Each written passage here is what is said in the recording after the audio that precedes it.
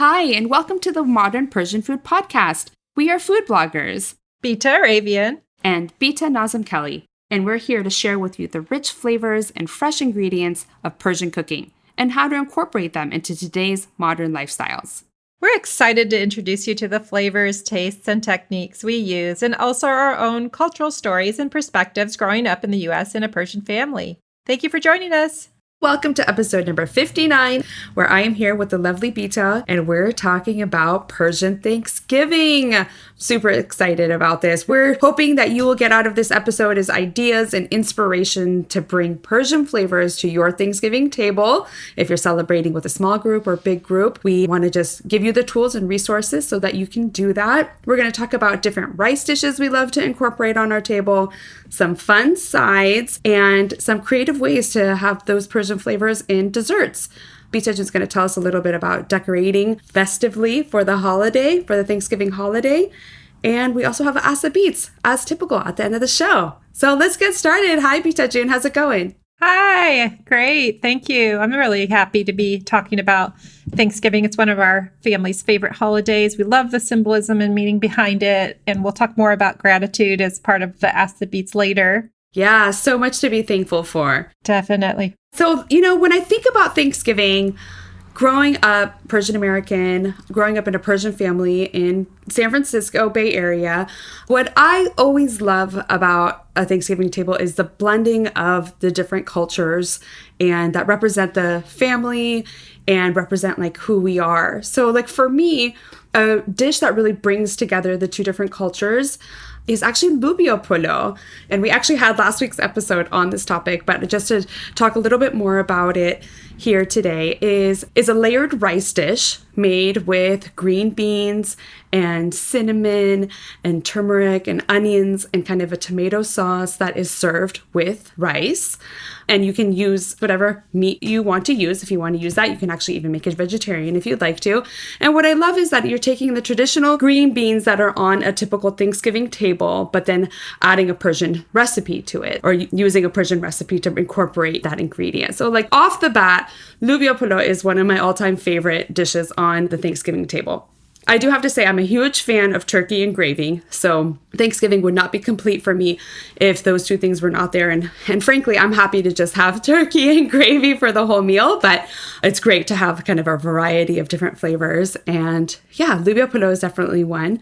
I wanted to talk about another rice dish that you kind of shared with me. I know it's kind of a staple in your family's Thanksgiving menu. Thanks. We do usually have a big family Thanksgiving with turkey. And so along with the poultry, which complements really nicely, is Zereshk Polo. Mm-hmm. In our family, we have either actual Zereshk Polo or a version of Zereshk Polo, the Barberry Rice, which our fall version is cranberry Zereshk Polo. So we either have Zereshk Polo or cranberry Zereshk Polo. Yeah, that sounds delicious. I definitely want to kind of incorporate something like that. I think it'll be lovely just to have like the bright red of the cranberries mixed in with the beautiful rice. And it's just kind of like a fun little twist that can be a little unexpected, especially if you have like a variety of groups of people that you're celebrating with or just want to try to incorporate like a different flavor. But yeah, the Zereshk Polo sometimes can be a little bit more tart or you can make that more sweet. The cranberry version, the cranberry polo is definitely a little bit more sweet. So it kind of depends on what your flavor palette is. And also those can be also layered with slivered almonds or slivered pistachios to kind of add a little bit additional Persian flair to it. Yeah, we keep it plain and simple. I just want to say whatever kind of rice, if you decide to add rice, you make along with your Thanksgiving meal. It's just a really simple way to add some Persian flair to the Thanksgiving meal, even if it's plain rice made in a rice cooker. Yeah, that's a great point. And the good thing about the rice is that a lot of times on the Thanksgiving table, there's a lot of more starchy, bready items. And so with the rice, you're really providing for people who may not be able to eat that. It's a gluten-free option to have the rice. So that's sometimes nice to incorporate that on the table as well. Yeah, vegan. If you're vegan and maybe the mashed potatoes has butter in it or cream, this would be an option. Oh, that's a great idea. Yep. Good call. Yeah. So there's a variety of other Persian rices that we love. But when it comes to Thanksgiving, I think these two really play the biggest role for Bita and I on our Thanksgiving tables. What about side dishes? Let's move into some more like side dish type items. I love the side dishes. They're probably my favorite part of the meal. Oh, yeah? Yeah, and I have a few recipes that I'll pull out. I don't necessarily make all of them, but a few to share would be the pomegranate apple salad. It's a kale salad that has fall fruit, and it's unique and it has nice texture. It has pomegranate arils, apple chunks, grapes, and a honey Dijon dressing. That's really delicious. Oh, fun. I also have some seasonal root vegetables that are seasoned with a Persian spice, sumac. Delicious. Yeah, that's a way to incorporate a Persian ingredient into a roast vegetable that could be a side dish. And lastly, I have a lentil butternut squash soup, really easy to make. And lentils are a big part of Persian cuisine. So sometimes we'll have soups as appetizers or sides to our family's Thanksgiving. That sounds delicious. Adding pomegranate to dishes, salads, and sides really does kind of bring that really fun burst of tartness that's so unique to like Persian foods that it's fun to just have like that one ingredient really be able to kind of bring it together.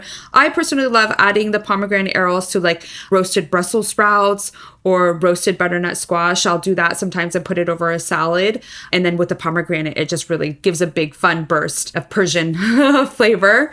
And then, as we were like brainstorming for this episode, you brought up like a really great idea that I think I might have to try this year too, is kind of like basically like a khorak of green beans. So you were talking about essentially if you were to like break out the Lubia Polo and just like look at like the topping, what you mix with the rice, but really just like onions and tomatoes and green beans kind of all sauteed together with some warm spices in there. That sounds delicious as a side. And I think that would really go well on the table because, for example, I know some people really just love green beans on the Thanksgiving table. And, it's not enough just to have it in the Lubia Polo, but they want like a just green bean type of dish.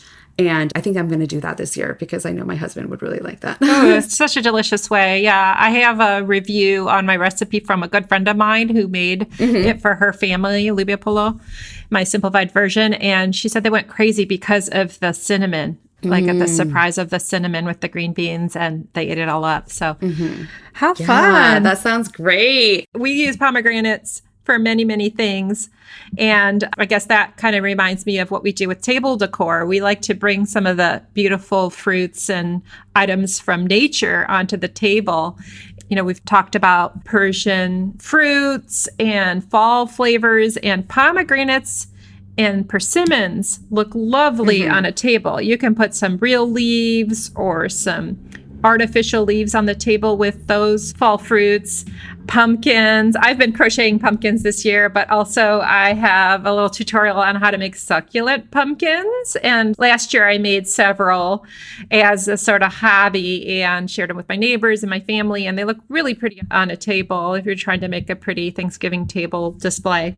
Yeah. The bright orange color of the persimmon and the pumpkin and then the like ruby red of the pomegranate really does bring so much to the table. And even so, you can even leave the fruits whole like that, or like the pomegranate, just cutting it in half and showcasing what the inside of it looks like adds so much to visually making the appearance of the table looks just so much more festive. So yeah, I agree. Those are all really beautiful. Yeah, we're so blessed. Our Persian Martha Stewart is MJ, and she was on the flower episode. She was in the flower business, owned a flower shop for years. And so her tables are always so lovely. So we're really lucky that way.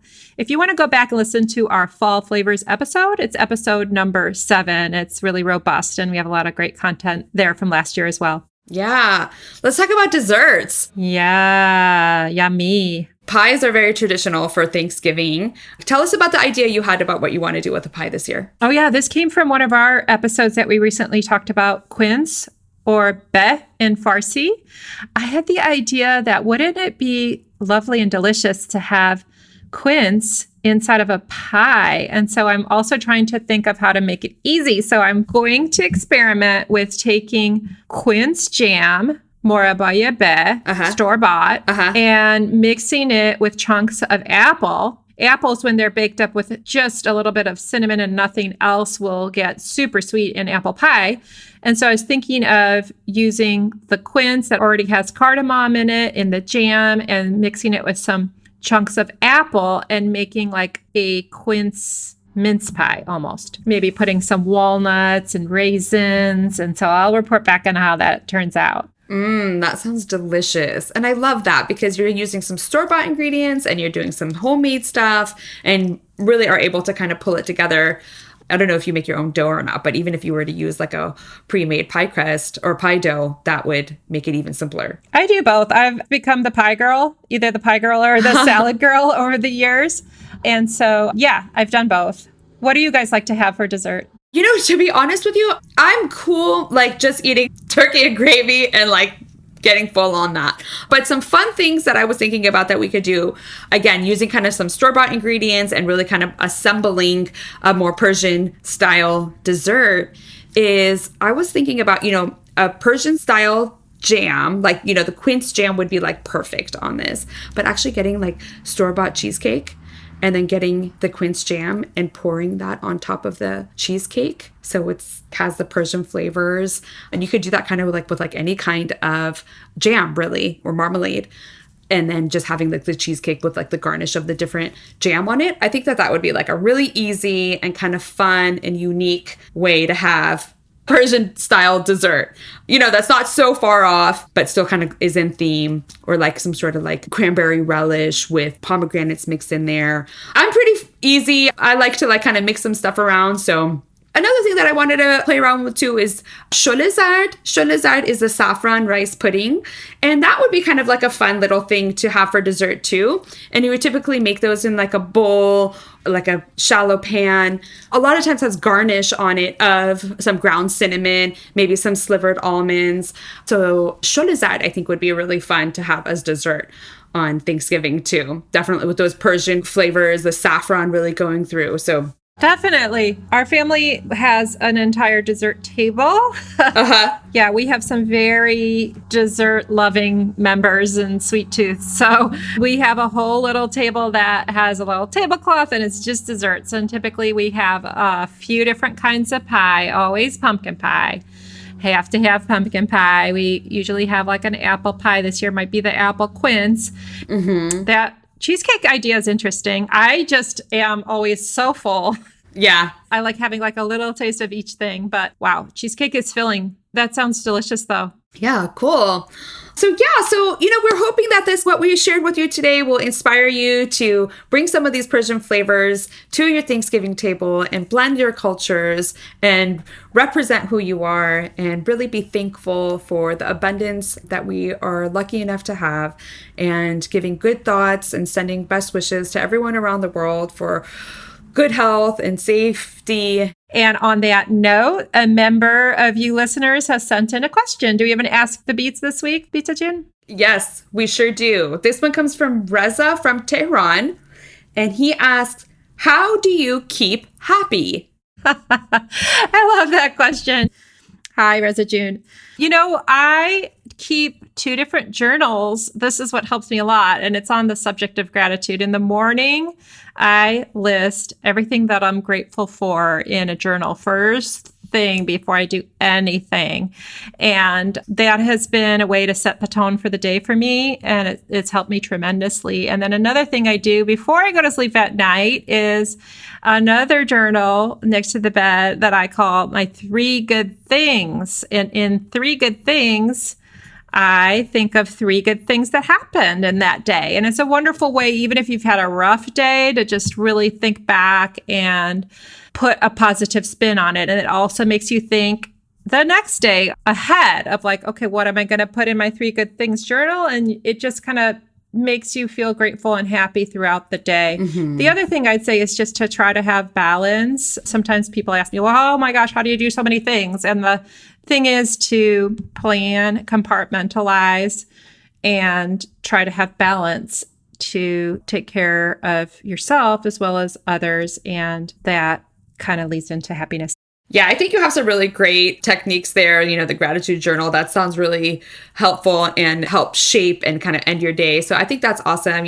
I agree, like just trying to have balance is really important. But, for me, when I'm trying to stay happy and just, life can kind of be overwhelming sometimes. Not just for me, for like most people, there's moments and waves of overwhelm and maintenance, and hopefully everyone has all the tools that they need to get through it. For me, I I actually like celebrating the little things. That's kind of like what gets me through sometimes. You know, like we had our episode like on Mehregan, where like, let's find an occasion to celebrate. We didn't know much about it, but it was like, hey, another reason to celebrate. Let's do that. Let's, you know, in Persian culture, like they really kind of embrace those things, you know, like Shab Yalda or the changing of the seasons, or just like, you know, in our life, like even just like small accomplishments. It's just nice to kind of celebrate those and look at the positive, the big picture of it. We are so blessed. And so just really like embracing and kind of celebrating the moments along the way is really kind of what gets me going and what I hope allows me to put like a positive spin on things for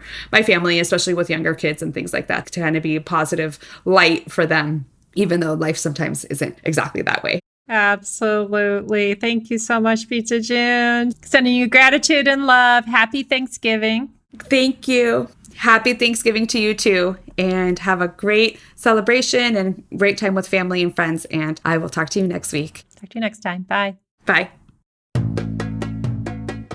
You've been listening to the Modern Persian Food Podcast with Beata and Bita. Thanks for spending time with us. If you've enjoyed what you heard today, consider telling a friend or giving us a good rating. You can subscribe to our show for free on your favorite podcasting app or find us online at modernpersianfood.com or on Instagram for the recipes and information we talked about today. We'd love to hear your thoughts and see you next time.